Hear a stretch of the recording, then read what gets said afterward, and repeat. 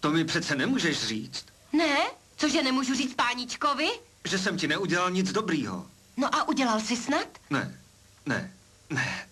Promiň mi to, ale nikdy jsem ti nechtěl ublížit. Podívej, jestli tvrdíš, že jsi mi nikdy nechtěl ublížit, tak jsi to udělal, aniž by si chtěl, a proto chci...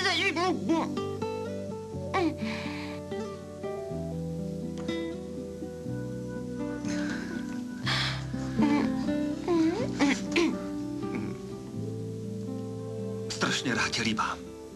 Ale už to neuděláš. Co? Nedovolím ti, abys mě líbal, protože to nechci. Nechceš? Ne, nechci použité polibky. Nejsou použité, jsou nové. Sakra, nové. Už si jednou použil s tou courou ve svém pokoji, ale já nežárlím, ani se nezlobím, Ne, jenom... mně se zdá, že je to právě naopak. Věř mi, nechci s tebou mít nic společného. Nemiluješ mě. A i kdyby, co je ti do toho? Počkej, to ti na mě vůbec nezáleží. Záleží mi jen na mý osobě. Teda aspoň mi začíná záležet. Sakra. Ne. Doufám, že z toho džusu dostaneš průjem, abys nemohl... Puf.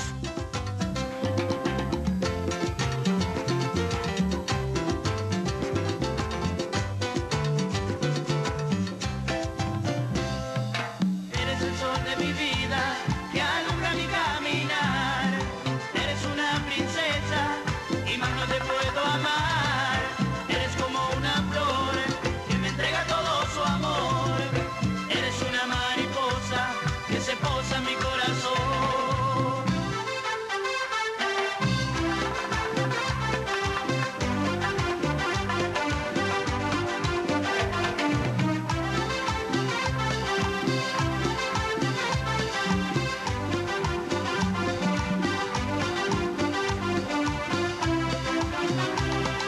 Amor, donde quiera que tú estés, por los caminos que tú recorras, yo estaré.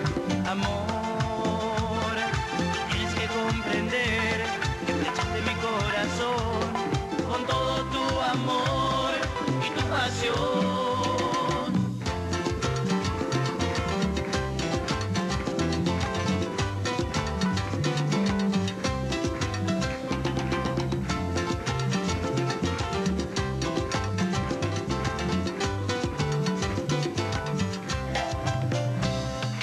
Eres el sol de mi vida, que alumbra mi caminar.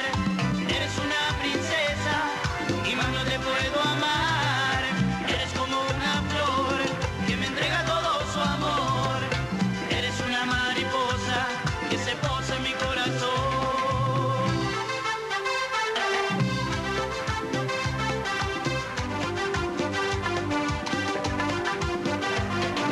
Chévere que chévere que chévere que va. Chévere que chévere que chévere que va. Chévere que chévere que chévere que va. Chévere que chévere que chévere que va. Tak, už se to nese. A teď mi řekni, co chceš. Prachy. Co bych chtěla? Chci prachy. Ale drahoušku, já už jsem ti zaplatil. Zaplatil jsi mi, abych přišla, políbila toho Magora, ale pak si chtěla, abych ho znásilnila. A to je něco extra, nebo ne? No, já vím, ale dal jsem ti přece jako první šanci zahrát si hlavní roli ještě dřív, než se ti to povede na divadle a ty na mě teď přijdeš s tím. S čím jsem na tebe přišla? Já pracuju na ulici, hochu. To, že jsi mě náhodou potkal před divadlem, neznamená, že pracuju zrovna tam. Takže mi naval ty prachy, dělej, no. Honem.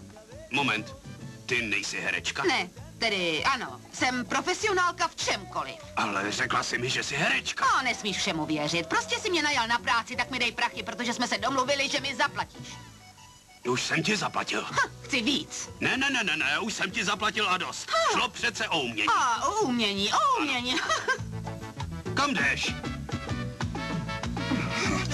A slečno Viktorie, Morgane? víte co? Co? Já vás miluji. Cože? Ano, já vás miluji. Miluji vás, ano. Ale já... Ano, miluji. Já chci ty prachy. Co? Cože? Jaký prachy? Prachy? Prachy za ty službičky, tak dělej, miláčku.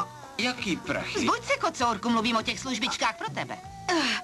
Jaké službičky? Jaké Ty služby? službičky, co jsem mu poskytla, ty náno. Cože? Ty jsi mi řekla náno, ty couro?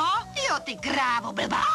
Ne, neurážej slečnu Viktorii. O bože, tak slečnu Viktorii, ty jsi mi najednou svatoušek, ale mě zaplatíš, to ti povídám. Dobře. Slečno Viktorie, já vám to vysvětlím. Tak to je konec. Hele, řeknu ti, jak to bude nejlepší. Ty se vrátíš do svýho života a já Já taky. ti nerozumím, Milly. Ne, já ti nerozumím. Na jedné straně mi tvrdíš, že beze mě nemůžeš žít, že umíráš láskou ke mně, a na druhé straně ti vždycky přistihnu v posteli s jinou holkou. Počkej, Milly. Pilar nebyla v mojí posteli. Myslíš, že jsem úplně blbá? Ještě se nerozběhla, ale už byla na startovní čáře a to je to samý. Ne, to není to samý. Když jsme spolu byli v té chatě, tak nám bylo dobře, moc dobře. Bylo to nádherný, ale ty jsi najednou zmizela. a- Jo, zmizela jsem, ano, ale našel si mě snad v Zelinářově posteli? Ne, Ne. A našel si mě v posteli se ševcem? ne. A v posteli se řezníkem? Ne. Zdá se mi, že raději děláš to šup, než že dejcháš. Myslíš si, že já bych to nechtěla? Co jsi smyslel, že jsem z ledu? Ne, nejsem z ledu. Vím, že to musí být krásný milovat se s někým. Ale já nepůjdu do postele s prvním, koho potkám.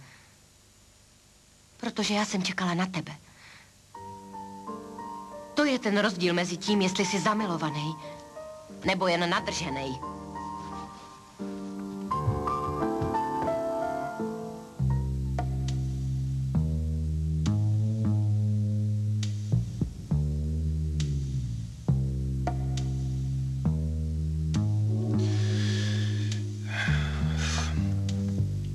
Co se děje?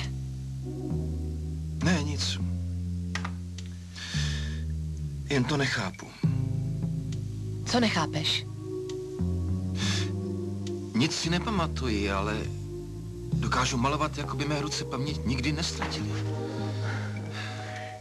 Stejně tak, jako si moje tělo pamatuje tvoje ruce. Vždycky jsem byla moc ráda, když si mě maloval, vždycky. Ale kde jsou všechny ty obrazy, co jsem nakreslil? Ne, Co ne? to ti nemohu prozradit. Proč mi to nemůžeš prozradit? Slíbila jsi, že mi to budeš vyprávět. Proč mi to nechceš říct? Spálil jsi je. Spálil? Ano. A někdy se ti nelíbily, vždycky si říkal, že ve skutečnosti jsem mnohem hezčí. Doufám, že tenhle nespálíš, že ne? Ne. Nespálím. Nespálím, protože ten je jen tvůj.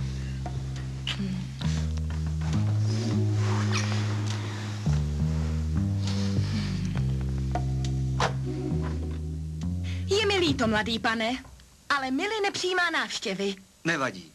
Přijdu za ní později, ale teď chci mluvit s tebou. Vysvětli mi, co to tady roznášíš za výmysly. Jaké výmysly? Milly už pravdu zná. Jakou pravdu? To, že jste do mě zamilovaný. Cože? Já? Že jsem do tebe zamilovaný? Jo. A abych si vás udržela od těla, něco vám teď řeknu a vy mě budete pěkně poslouchat. Takže za prvý, nikdy se nedotknete ani mýho vlásku. A za druhý, nikdy bych nepodvedla svou nejlepší kamarádku, takže odsud vypadněte. Vypadněte, pane Ivo. To se mi snad zdá.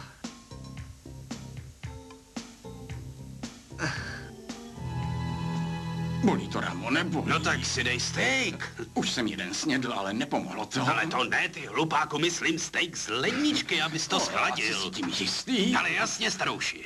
Morgane! Přišla jsem vás zničit! A vy jste mě podvedl! Obelhal jste mě! Pozor, to bolí. Ne. Vstávejte a poslouchejte mě dobře. Nenávidím vás. Nenávidím.